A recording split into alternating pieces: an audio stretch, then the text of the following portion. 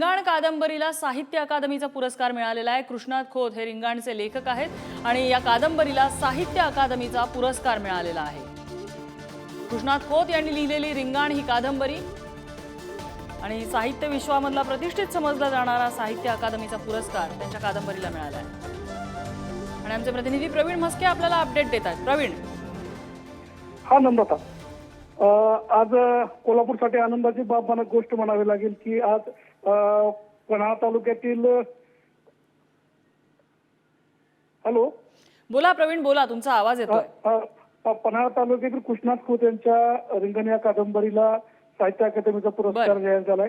खरं पाहिलं तर नम्रताजी, हे विस्थापितांच्या जगण्याबद्दल जे चित्रण त्यांनी या कादंबरीमध्ये हे केलेलं आहे आणि यापूर्वी देखील कोल्हापूरला साहित्य अकादमी पुरस्कार हा काही नवीन नाहीये। याच्यापूर्वी किरण गुरव असतील, डॉक्टर राजन गवस असतील, त्यानंतर आपले बरेच मान्यवरांनी कोल्हापूरच्या साहित्य अकादमीवर आपली मोहर उमटवलेली आहे।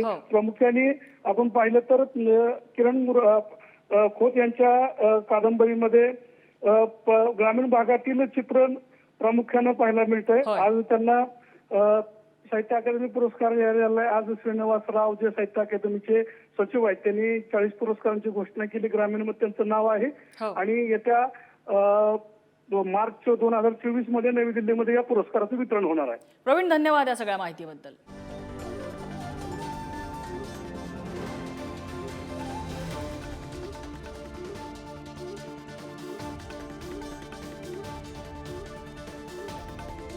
तर कृष्णात खोत यांच्या रिंगाण या कादंबरीला साहित्य अकादमीचा पुरस्कार जाहीर झालेला आहे। कृष्णात खोत यांचं पुढारी न्यूज तर्फे अभिनंदन।